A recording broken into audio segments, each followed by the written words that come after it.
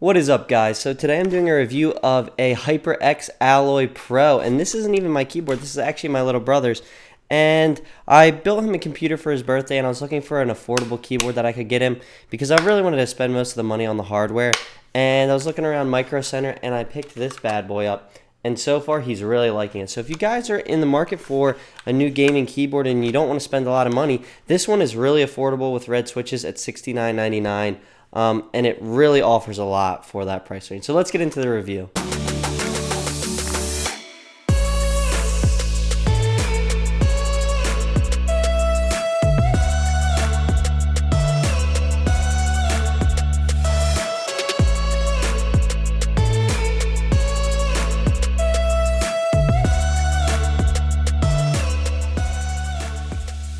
I'm reviewing what I think the best budget keyboard is out there for a mechanical keyboard. This thing is sweet.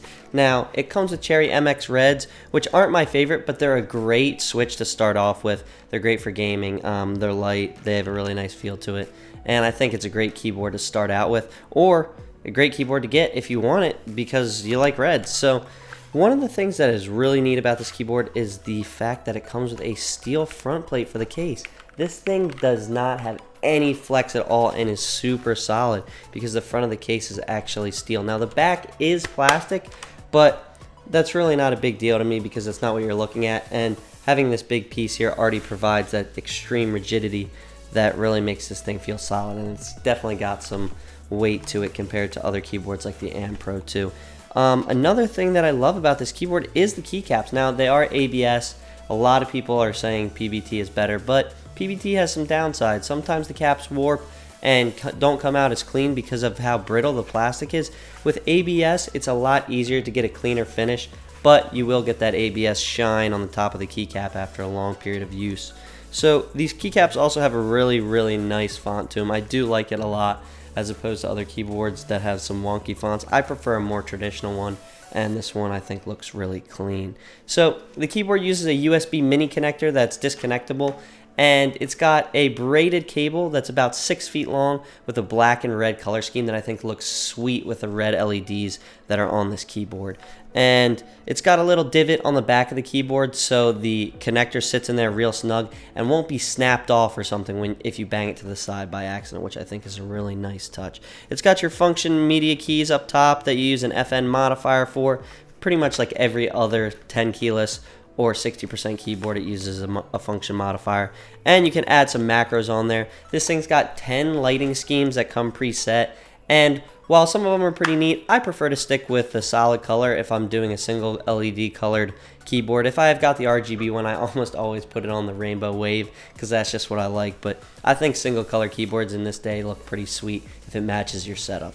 But that said, that is one of the things that's not too awesome is everybody wants RGB these days. I don't know why, but this is a single LED colored keyboard. But you can't expect RGB for $70 with the quality of a keyboard like this. It's got 2 feet on the bottom that provide some elevation. I think this keyboard does need to be used with feet up because it's got almost no incline without them, which can be kind of annoying. So really the biggest downside for me for this keyboard is the fact that there's no way to add macros or any sort of customization whatsoever. There's no software, nothing. This keyboard does have the media keys built in, so your play, pause, volume up, volume down, things like that, and a gaming mode which turns off your Windows key. Not that I use that anyways, but you can't add macros, no layers, nothing, and it's super frustrating considering that's one of the things I use the most on my Ducky 1-2 and my Mass Drop Control high profile. It's such a useful thing, and I think it should have been included, but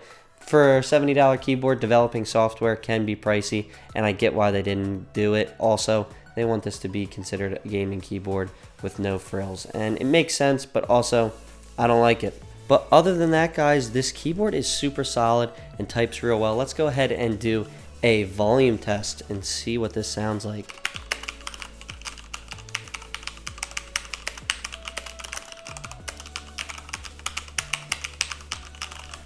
That's some ASMR for you guys.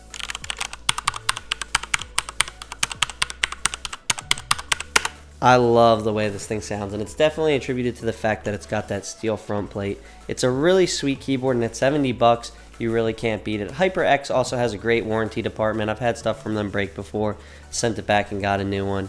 Now that said, I'm pretty sure this keyboard only has a 1-year warranty, but I mean, that's still good in and of itself. So the keyboard itself is really great, and I love it so far. And I think it's got a lot of redeeming qualities, and it's just overall quality, no frills. It doesn't really have anything extra. It's just a serious quality keyboard for $70.